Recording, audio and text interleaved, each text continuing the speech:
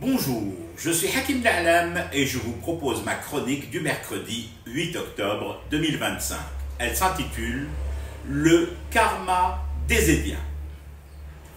Je vais essayer de comprendre, c'est loin d'être gagné, alors accrochez-vous. Le Premier ministre français, déjà démissionnaire, présente une nouvelle démission au président Macron. Elle est acceptée. Le ministre de l'Intérieur, démissionnaire, bave de colère à l'annonce du nouveau gouvernement Lecornu, un exécutif composé à majorité de ministres eux-mêmes démissionnaires. Pourquoi Retailleau n'est pas content? Parce que dans la liste de ce nouveau gouvernement figure un ministre déjà démissionnaire, mais dans un autre exécutif démissionné 2 gouvernements plus loin, antérieurement, dans le temps compté de cette 5e République, Bruno Le Maire. Imperturbable, le président français, non encore démissionnaire, charge le Premier ministre démissionnaire, dont il a accepté la seconde démission dans la matinée, de mener dès l'après-midi des négociations en vue de trouver une solution et peut-être arriver à former un nouveau gouvernement. La classe politique est vent debout et déjà les menaces de censure planent. Donc, si d'ici ce soir Lecornu forme par miracle un nouvel exécutif, il sera aussitôt mis en situation de démission forcée. Et Lecornu démissionnera pour la 3e fois en moins de 48 heures. Que devrait-il se passer alors? Le président français, non encore démissionnaire, dissoudra l'Assemblée et appellera à de nouvelles législatives. Cette même assemblée a déjà été dissoute le 9 juin 2024 par le président Macron, non encore lui-même dissous, dois-je le rappeler.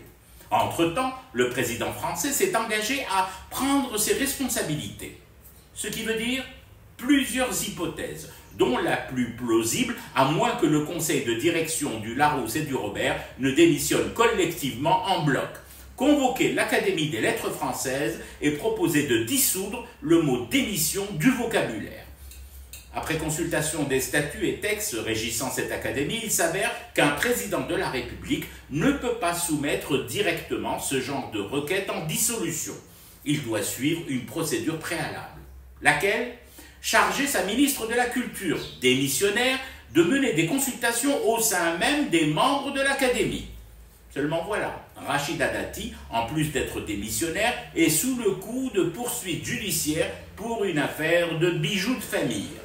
Le ministre de la Justice, démissionnaire 2 fois, lui aussi, Gérald Darmanin, peut le confirmer en duo avec la chanteuse playback Carla Bruni, lorsque celle-ci aura terminé de fredonner le pénitencier de Johnny Hallyday sous le balcon de son mari Sarkozy, ancien président de la France et nouveau locataire en instance d'hébergement en prison. Vous êtes toujours là?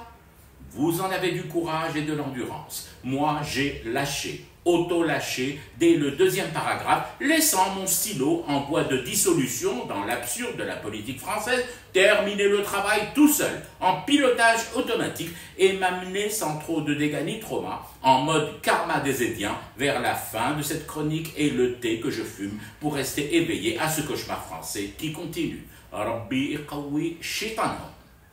C'était Hakim L'Alam, je vous retrouve demain pour une autre chronique et une autre façon de dire son amour à l'Algérie.